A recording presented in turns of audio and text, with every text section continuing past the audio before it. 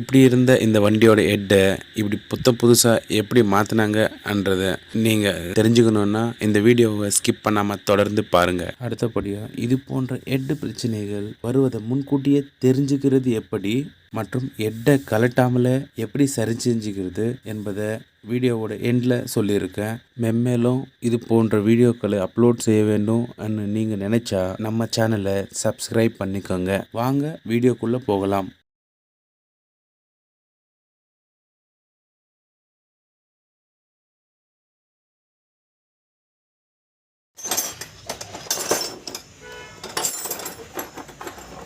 Hello वालेकुम सलाम तुम्हारा वापस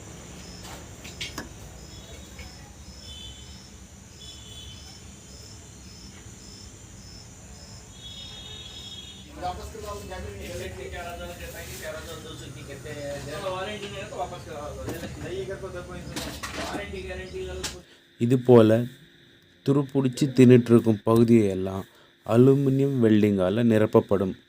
இப்போ பாருங்கள், இந்த வீடியோவில் பாருங்கள் அது எப்படி அந்த ஹோல்ஸ் எல்லாம் எப்படி ஃபில் பண்ணியிருக்காங்கன்னுட்டு பாருங்கள்.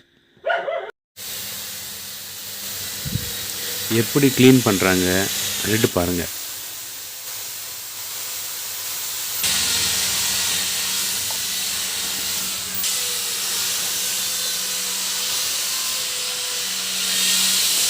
அடுத்து க்ளீன் பண்ண ஹெட்டை இந்த மெஷினில் ஃபிட் பண்ணி ஃபேஸிங் பண்ணுவாங்க. முதல்ல இந்த டூலில் தான் ரஃப் ஃபேஸிங் பண்ணுவாங்க.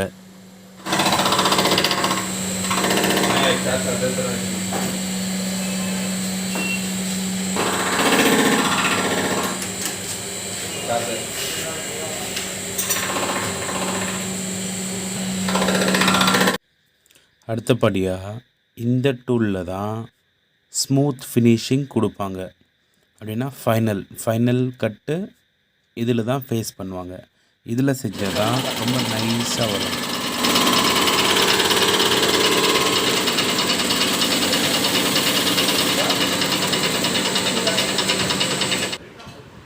எவ்வளோ ஃபினிஷிங் அண்ட் நைஸ்ன்னு இருக்குன்னு நீங்களே பாருங்கள்.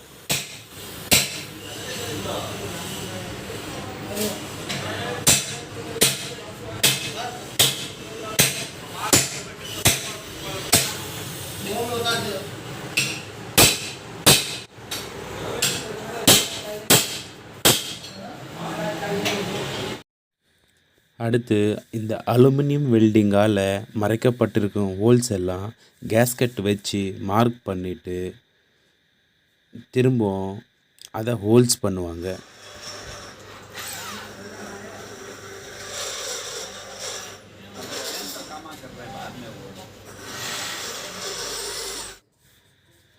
அடுத்து இந்த இன் அண்ட் அவுட் வாலில் எந்த ஒரு ஏர் லீக்கேஜும் வராத மாதிரி ரப் பண்ணி சீட்டிங் உட்கார வைக்குவாங்க.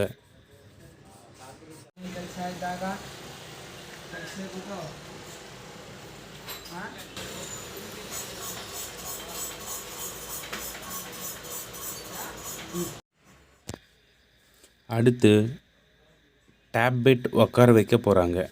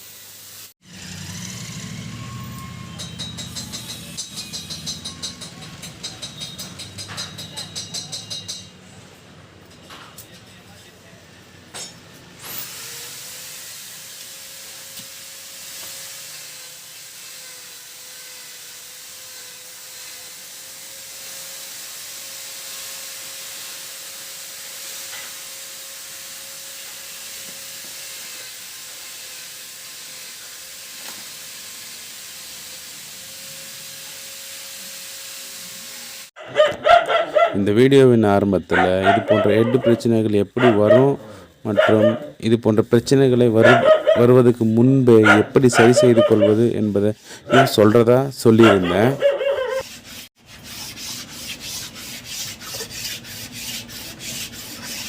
முதல் சிம்டம்ஸ் என்னென்னா, கூலண்ட் வந்துட்டு நுர வெளியேறும். மண் கலரில் இருக்கும். மண்ணாக நுர வெளியேறும். அதுதான் முதல் சிம்டம்ஸ். இந்த ஃபோட்டோவில் இருக்கும் என்ஜினோட ஹெட்டை பாருங்கள். இந்த ஹெட்டில் இருக்கிற ஹோல்ஸ் எல்லாம் எப்படி அடைஞ்சு கிடக்குன்னு பாருங்கள்.